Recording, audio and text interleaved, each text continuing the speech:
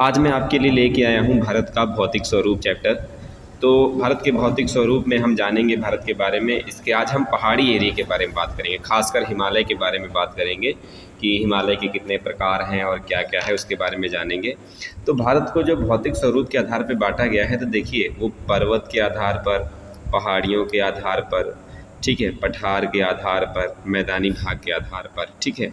इसमें जो पर्वत है आपका वो 10.6% है, जो इसमें पहाड़ियाँ हैं वो 18.5% है, ठीक है। और इसमें जो आपका पठार है वो 27.7% है, और जो आपका मैदानी भाग है वो है 43.2%, ठीक है।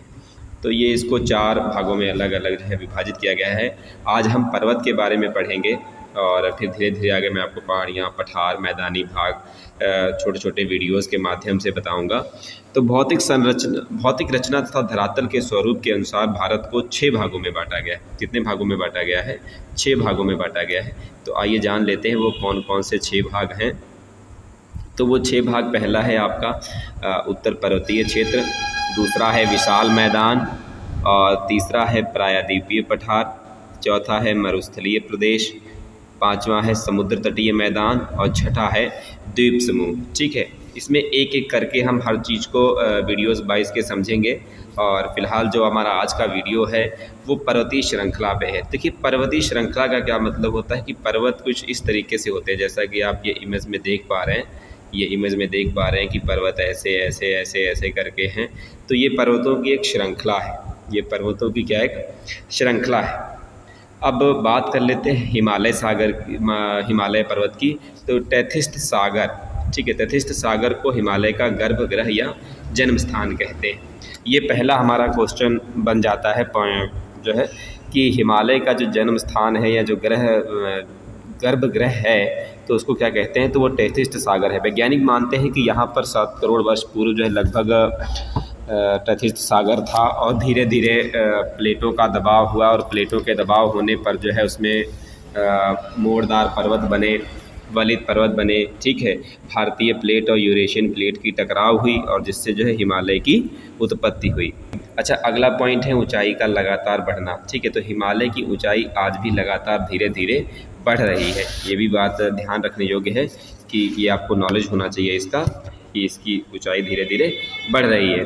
अगला क्वेश्चन जो बनता है वो ये बनता है कि जो पश्चिम से पूर्व की ओर पर्वतीय भाग की चौड़ाई है, पश्चिम से पूर्व की ओर, है ना, पश्चिम से पूर्व की ओर, उसको अब नक्शे में समझ लेते हैं, थोड़ा सा हम ज़रा देख लेते हैं नक्शे में, ठीक है। तो ये देखिए यहाँ पर भारत का नक्शा दिया गया है ये। तो इसमें जो है ये वाला हिस्सा पूर्व है, ये वाला हिस्सा पूर्व है, ठीक है, और ये वाला आपका हिस्सा जो है पश्चिम है ना। जिस तरफ में सूर्य अस्त होता है ये पश्चिम है, और ये वाला हिस्सा उत्तर है आपका,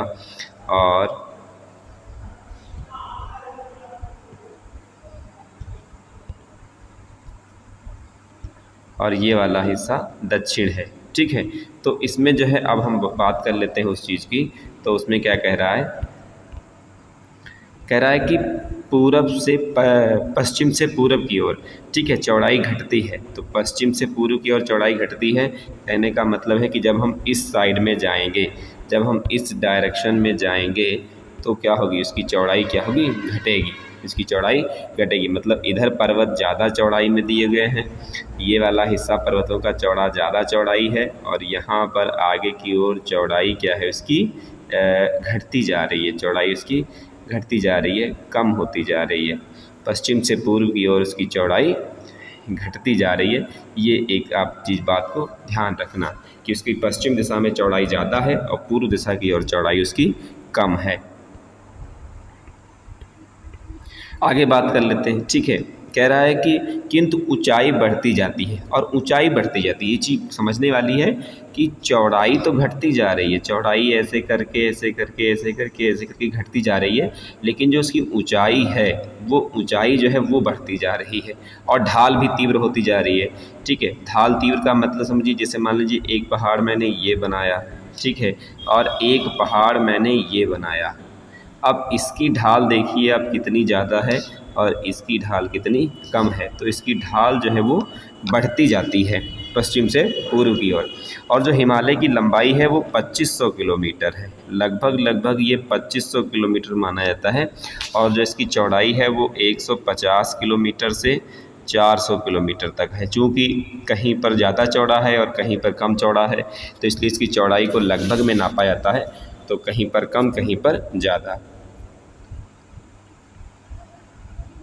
अगली बात कर लेते हैं, ठीक है। तो अगर आगे हम बात करें तो हिमालय का उत्तर से दक्षिण विभाजन, हिमालय का उत्तर से दक्षिण विभाजन, ठीक है।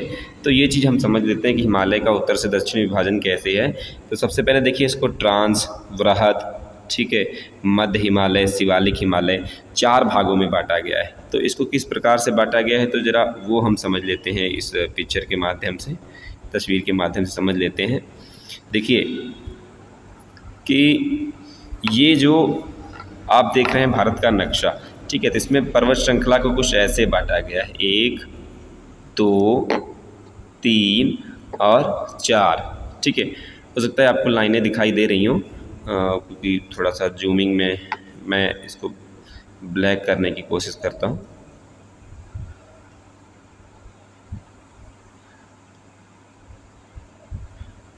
हम लोग येलो ले लेते हैं। ये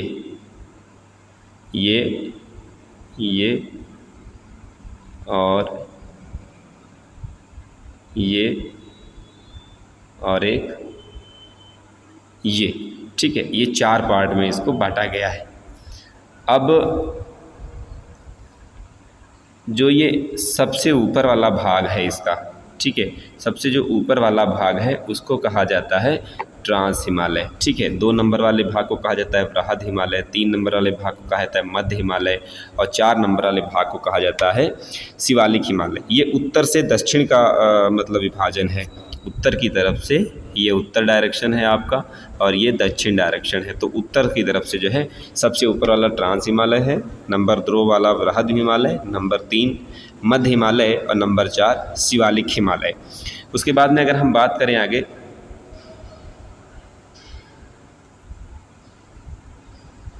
तो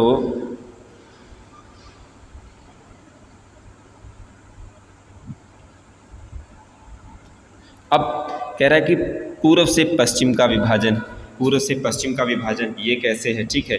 तो इसको क्या किया गया है कि इसको भी 4 भागों में बांटा गया है। पंजाब हिमालय या कश्मीर का हिमालय, कुमायूं हिमालय, नेपाल हिमालय और असम हिमालय, 4 भागों में इसको भी बांटा गया है। अब इसको कैसे बांटा गया है ज़रा वो हम थोड़ा सा समझ लेते हैं। तो वो कुछ इस प्रकार से बांटा गया है, ऐसे करके। ये आपका पहला नंबर हो गया, फिर ये दूसरा नंबर हो गया, ये तीसरा नंबर हो गया, आगे मैंने बनाया नहीं है। इस प्रकार से इसको विभाजित किया गया है, इस प्रकार से, ठीक है। अब इसमें जो है ये सबसे पहले पंजाब हिमालय ये वाला हो जाएगा, ठीक। और उसके बाद में जो है दूसरा वाला ये कुमायूं हिमालय हो जाएगा और तीसरा वाला नेपाल हिमालय हो जाएगा और चौथा वाला ये असम हिमालय हो जाएगा। तो इस प्रकार से इसको 4 भागों में 2 तरीके से बांटा गया है। एक बांटा गया है आपका पूरब से पश्चिम की ओर में और दूसरा बांटा गया है उत्तर से दक्षिण की ओर में, या पश्चिम से पूर्व कह लें, उत्तर से दक्षिण कह लें, मतलब इसको इस तरीके से विभाजित किया गया है। तो अब पढ़ने में आसानी रहेगी कि हिमालय को किस किस तरीके से बांटा गया है, तो वो चीज़ हम यहाँ पर समझ गए हैं।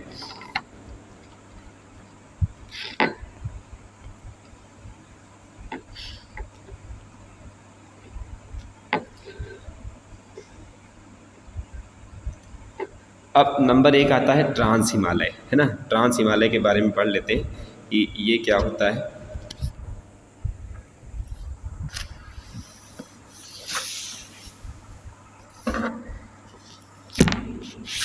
कह रहा है कि यह हिमालय का सबसे प्राचीनतम भाग है, ये हिमालय का सबसे प्राचीनतम भाग है। यहाँ पर वनस्पतियों का अभाव पाया जाता है। देखिए ये सबसे ऊपर का भाग है, तो वहाँ पर सबसे जाहिर सी बात है सबसे ज़्यादा ठंड होगी, सबसे ज़्यादा बर्फ़ होगी, तो वहाँ पर वनस्पतियों का अभाव पाया जाता है।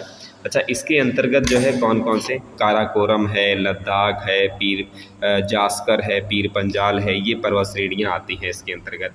और भारत की सबसे ऊंची चोटी K2 चोटी, है ना, भारत की सबसे ऊंची चोटी K2 या गार्डविन ऑस्टिन, जिसकी ऊंचाई जो है 8,611 मीटर है। तो यहाँ पर पहले आपसे पूछा जा सकता है कि ट्रांस हिमालय में किस चीज़ का अभाव पाया जाता है, या किस हिमालय के किस भाग में वनस्पतियों का अभाव पाया जाता है, तो वो ट्रांस हिमालय में पाया जाता है। और हिमालय का सबसे प्राचीनतम भाग कौन सा है, तो वो है आपका ट्रांस हिमालय। ठीक है। तीसरा क्वेश्चन आपसे पूछा जा सकता है कि पर्वत श्रेणियाँ कौन कौन सी हैं, या फिर कोई एक पर्वत श्रेणी दे देगा। तो ये 4 इंपॉर्टेंट हैं ज़्यादा क्वेश्चन के हिसाब से, एग्जाम के हिसाब से, काराकोरम, लद्दाख, जास्कर और पीर पंजाल। और उसके बाद आता है कि अगर आपसे पूछता है कि भारत की सबसे ऊंची चोटी, तो भारत की सबसे ऊंची चोटी K2। देखिए K2 क्यों इसको कहा गया ये भी आप समझ लीजिए। जैसे ये पर्वत बनाए गए तो पहले वाले पर्वत को K कहा गया, K1, दूसरे वाले को K2, तीसरे वाले को K3, चौथे वाले को K4 कहा गया। तो जो K2 नंबर वाली चोटी है ये सबसे ज़्यादा ऊँची चोटी है, इसलिए इसको सबसे ज़्यादा ऊँची चोटी कहा गया है।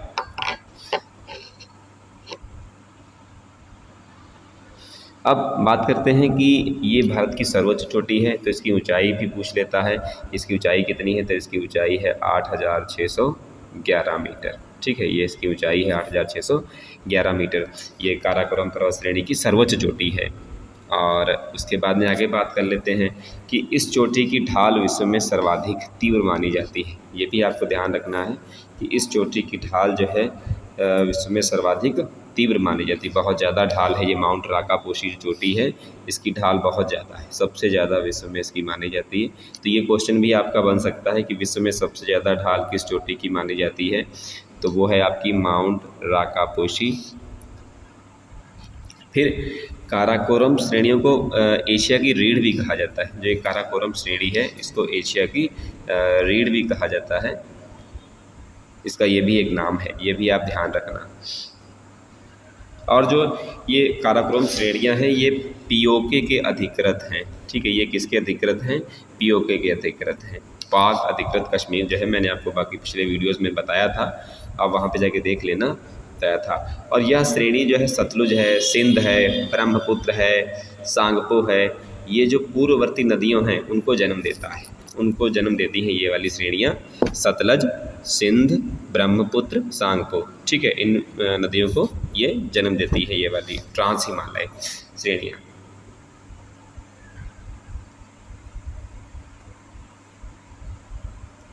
आगे बात कर लेते हैं वृहद हिमालय की, नंबर 2। ठीक, कह रहा है यह हिमालय की सबसे ऊंची श्रेणी है। विश्व की सबसे ऊंची चोटी माउंट एवरेस्ट इसी पर्वत श्रेणी पर स्थित है, जो विश्व की सबसे ऊंची चोटी है। बड़ा फेमस क्वेश्चन है, छोटी क्लास से पढ़ाया जाता है, तो ये तो मेरे ख्याल से आपको पता ही होगा, माउंट एवरेस्ट।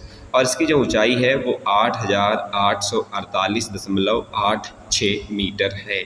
ठीक है, और यहाँ पर जो पहली महिला चढ़ी थी वो चढ़ी थी बछेंद्री पाल। बछेंद्री पाल पहली ऐसी महिला थी जो माउंट एवरेस्ट पर चढ़ी थी। और ये आपको शायद पता भी होगा कि ये कब चढ़ी थी, तो ये चढ़ी थी 1984 में। 1984 में माउंट एवरेस्ट पर चढ़ने वाली ये पहली महिला थी। और 1984 में ही हमारे प्रधानमंत्री इंदिरा गांधी जी का हत्या हुई थी 1984 में ही। तो ये भी इतिहास का क्वेश्चन भी है, वो भी आप साथ में याद रख सकते हैं। और उसी साल जो है बछेंद्री पाल जो है माउंट एवरेस्ट पर चढ़ने वाली प्रथम महिला थी। और माउंट एवरेस्ट की जो ऊंचाई है, तो यहाँ पर पहला क्वेश्चन बनता है कि सबसे ऊंची चोटी माउंट एवरेस्ट है। दूसरा क्वेश्चन माउंट एवरेस्ट की ऊंचाई क्या है। तीसरा क्वेश्चन प्रथम चढ़ने वाली महिला कौन सी, तो वो है बछेंद्री पाल। फिर इसके महत्वपूर्ण शिखर कौन कौन से हैं, तो वो है आपका कंचनजंगा, नंगा पर्वत, नंदा देवी, ये इसके महत्वपूर्ण शिखर हैं। ठीक है, बंदरपूछ और कामेट के बीच में गंगोत्री, यमुनोत्री, केदारनाथ, बद्रीनाथ, ये जो हैं ये पर्वत आते हैं इसमें, गंगोत्री, यमुनोत्री, केदारनाथ और बद्रीनाथ। अब अगर इसके नाम की बात करें हम, तो देखिए भारत में इसको माउंट एवरेस्ट कहा जाता है, नेपाल में इसको सागरमाथा कहा जाता है, और चीन में इसको चोमोलुंगमा कहा जाता है। ये इसके अलग अलग नाम हैं, अलग अलग नाम दिए गए कि कहाँ पर इसको क्या कहा जाता है। तो ये भी आपको याद रखना है, क्वेश्चन में पूछ सकता है कि चोमोलुंगमा क्या है, या सागरमाथा क्या है, या सागरमाथा किस देश में कहते हैं। तो इस चीज़ को भी आप याद रखेंगे। अगला आता है मध्य हिमालय या लघु हिमालय इसको कहा जाता है। इसको निम्न हिमालय भी कहा जाता है, हिमाचल हिमालय भी इसको कहा जाता है। इसके कई नाम हैं, याद रखिएगा, निम्न हिमालय, लघु हिमालय, मध्य हिमालय, हिमाचल हिमालय। ठीक है, ये जो हिमालय है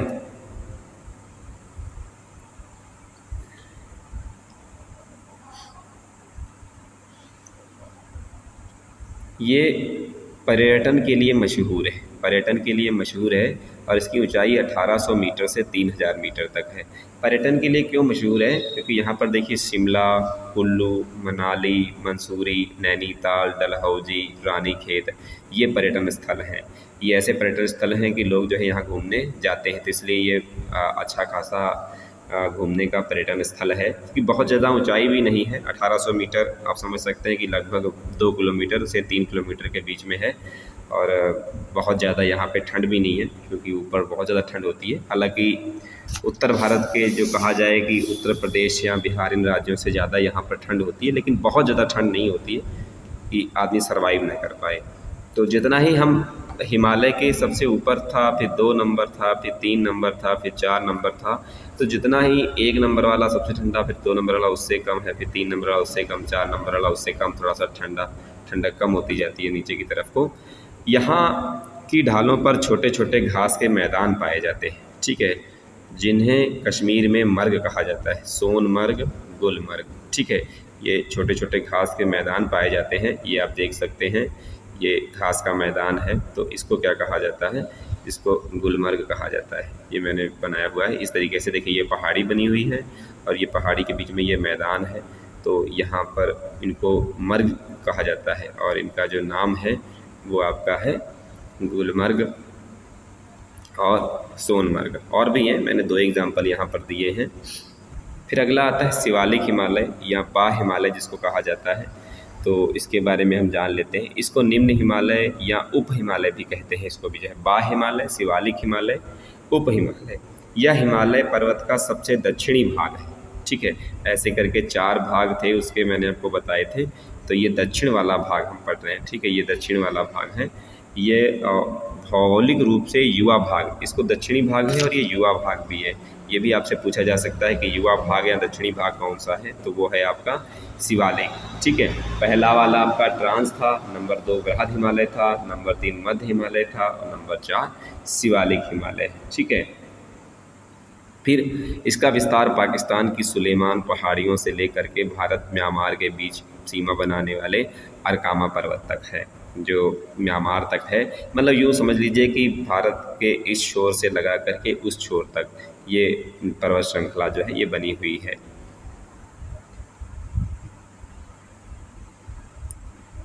इस क्षेत्र में अनेक घाटियां हैं जिसको दून या द्वार कहते हैं, जैसे हरिद्वार, देहरादून, ठीक है। इनको इस तरीके से इनके नाम दिए गए हैं।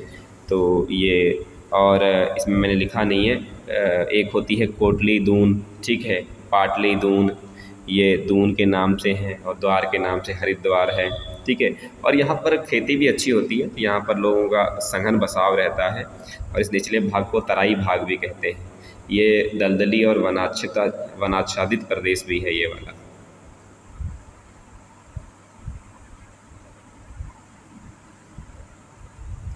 अगला है पंजाब हिमालय या कश्मीर हिमालय। अब इसको हमने दूसरी तरीके से बांट दिया है, ठीक है। हमने पहले तो इसको ऐसे इस तरीके से पढ़ा था, अब हम इसको इस तरीके से पढ़ेंगे, है ना। अब हम इसको इस तरीके से पढ़ेंगे। सर सिडनी बुराड़ ने पश्चिम से पूर्व की ओर हिमालय का विभाजन किया था, ठीक है। सर सिडनी बुराड़ जो थे उन्होंने पश्चिम से पूर्व की ओर इसका विभाजन किया था और इसका विस्तार सिंधु नदी से सतलुज नदी के बीच में था। जो सिंधु नदी थी और सतलुज नदी थी, सिंधु आपको पता होगा, मैंने आपको पहले वीडियो में बताया था, अगर आपने वो वीडियो नहीं देखा है तो वो वीडियो देख लीजिए। और ये सतलुज नदी के बीच का भाग ये था, ठीक है। पंजाब है, कश्मीर है, हिमाचल, ठीक है, पंजाब, कश्मीर, हिमाचल के भाग इसके अंतर्गत आते हैं। तो ये पूछा जा सकता है कि इसका विभाजन किसने किया था, तो ये क्वेश्चन बनता है सर सिडनी बुराड़ ने किया था।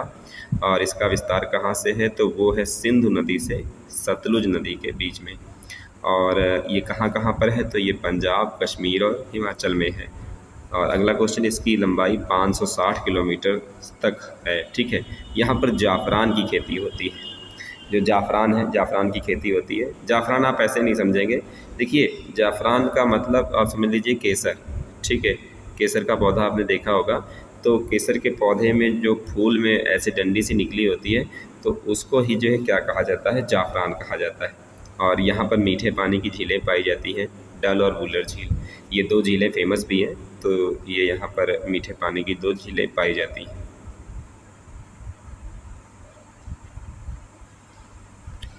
फिर अगला है कुमायूं हिमालय।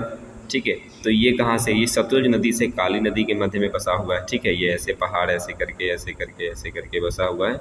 इधर सतलुज नदी निकली है, इधर ये इधर सतलुज नदी निकली है और इधर काली नदी निकली है, और इधर जो है आपकी मैंने सिंध नदी निकली है। ठीक, ये ध्यान रखना। और जो ये आपका इसके बीच वाला पर्वत है, ये वाला, ये मैंने अभी आपको बताया था कि ये पंजाब हिमालय कश्मीर हिमालय है, और ये वाला जो इन दोनों के बीच में है सतलुज और काली नदी के बीच में है, ये आपका कुमायूं हिमालय है। ठीक है, ये कौन सा है, ये आपका कुमायूं हिमालय है।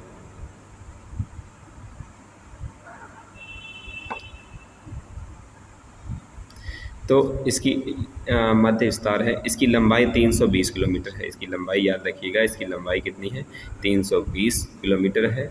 और यहाँ पर नंदा देवी, केदारनाथ, बद्रीनाथ, ये प्रमुख चोटियाँ हैं। ठीक है, हिंदुओं का धार्मिक स्थल भी है नंदा देवी, केदारनाथ, बद्रीनाथ। शायद आप में से कुछ मेरे हिंदू भाई गए भी हों वहाँ पे टहलने, तो ये चोटियाँ वहाँ पर पाई जाती हैं।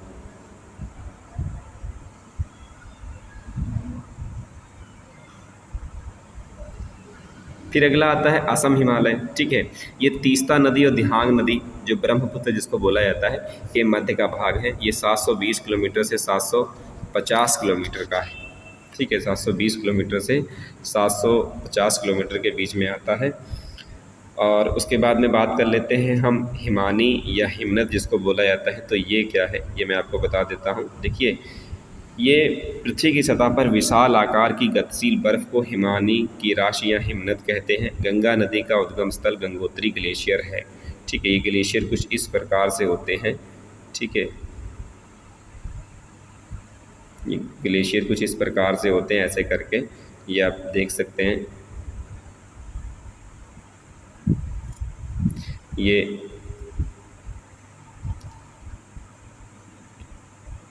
ये इस तरीके से। ठीक है, ये बर्फ़ का हिस्सा है ये वाला।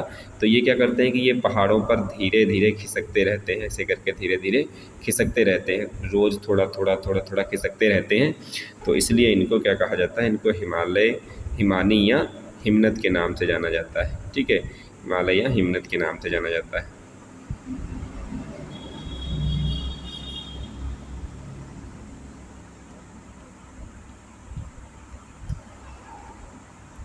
तो दोस्तों, ये आपको वीडियो कैसा लगा है, वीडियो को लाइक करें। ठीक है, और चैनल पर अगर नए आए हैं तो चैनल को सब्सक्राइब जरूर कीजिए। देखिए, मैं शुरुआत में आपका दिमाग नहीं चाटता हूँ कि सब्सक्राइब करो, शेयर करो। आपने पूरा वीडियो देखा, बहुत अच्छा लगा मुझे, और इसका मतलब आप पढ़ने वाले बच्चे हैं। तो आप आगे भी मेरे साथ बने रहिए, तो मैं आपको 1 बाय 1 चैप्टर कराता रहूँगा।